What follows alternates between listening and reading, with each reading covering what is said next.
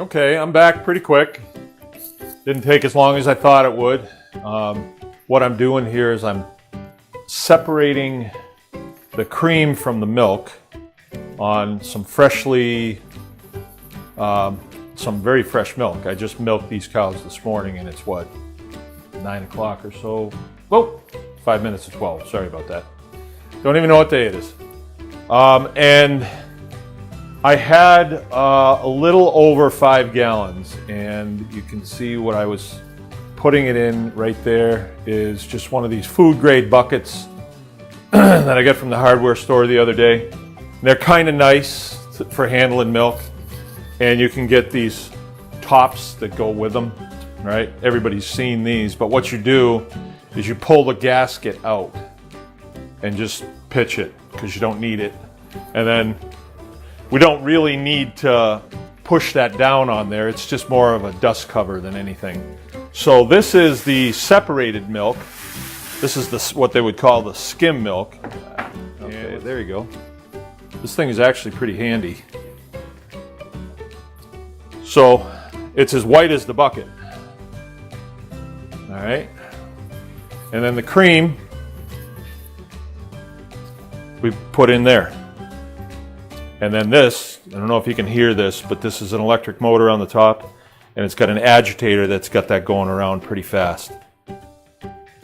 And, you know, there's different schools of thought on that. Last time I did a video on this, I said, well, that'll go for about an hour.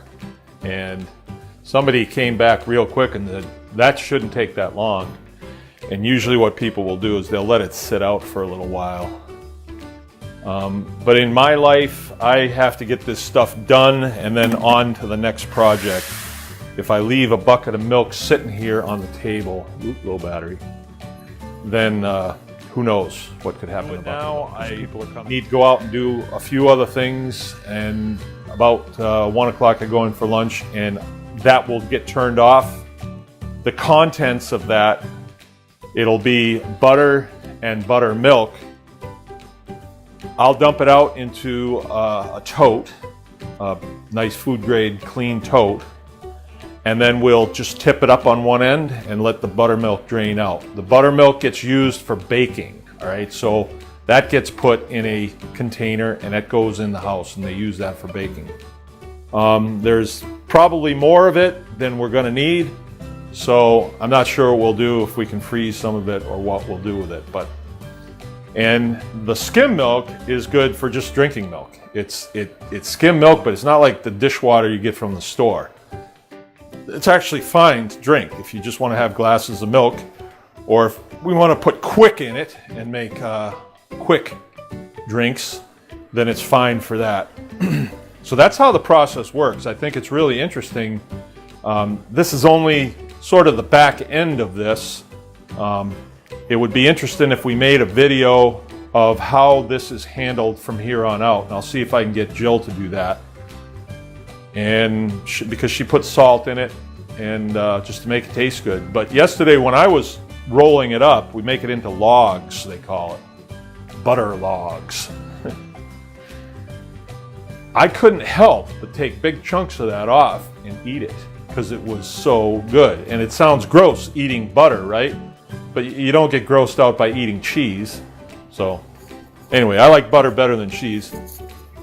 But I'm low on battery here, so I will turn this over to my lovely wife when the time is right and have her make you a video. I'd like to put in a shameless plug for bakersgreenacres.com. You know, all of our stuff is going on there. Our Wednesday night call is going pretty well. It's a call-in show. It's on the Bakers Green Acres YouTube, and at 7 o'clock we just have what they call a live chat. So it's me and Jill, and then people send in messages and we answer them the best we can, and it's kind of a, you know, hanging out at the baker's kitchen table type thing. But so far it's been really fun and I think productive. The whole idea is to get people the information that they need to homestead.